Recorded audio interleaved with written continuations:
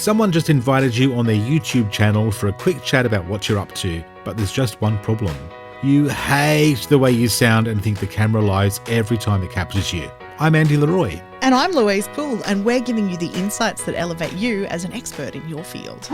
Elevating experts. Louise, you've worked on air for over 20 years and have probably heard your fair share of audio with your voice on it. Yes, I have, Andy. And most people I talk to will tell me how lucky I am to have the voice I've got.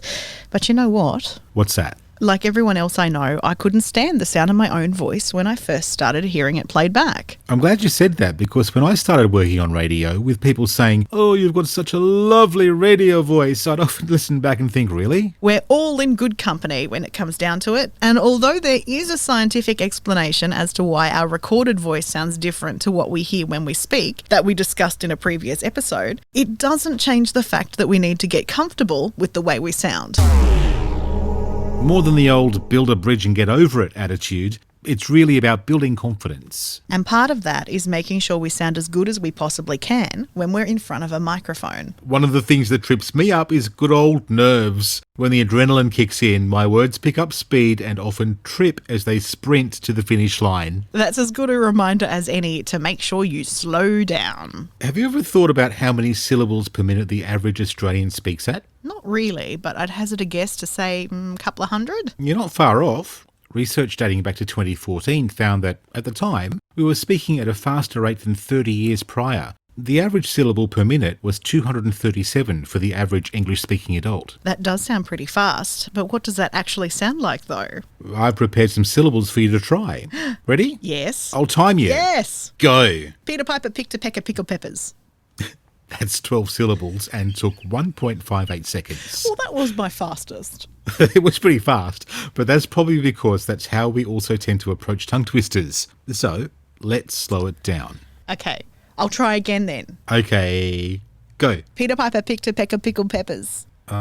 That's a little bit slower, but really still not slow enough. Okay, so I remember from my radio copywriting days that ads are written to be voiced at about 3 words per second to give listeners the chance to comprehend what's being said. Yeah, that's right. So in the case of Peter Piper and his pickled peppers, you need to aim for about 3 seconds delivery for the 8 words in the sentence.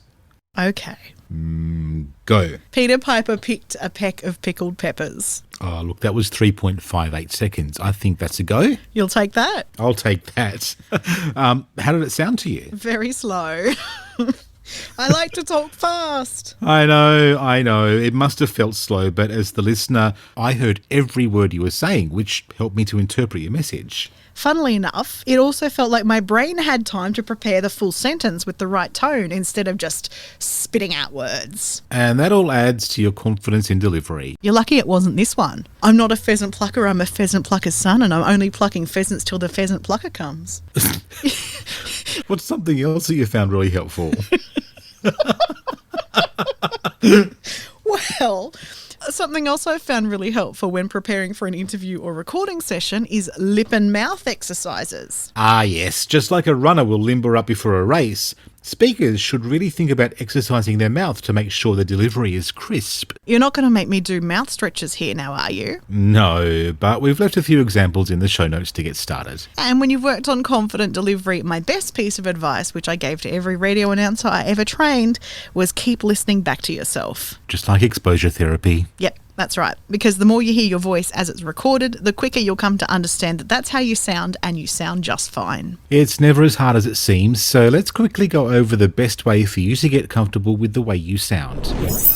Prepare your instrument, your mouth, before going into the interview. Knowing that your lips and tongue are limbered up and ready to go will make you more confident that your words will come out the way you want them to. Slow down when you talk.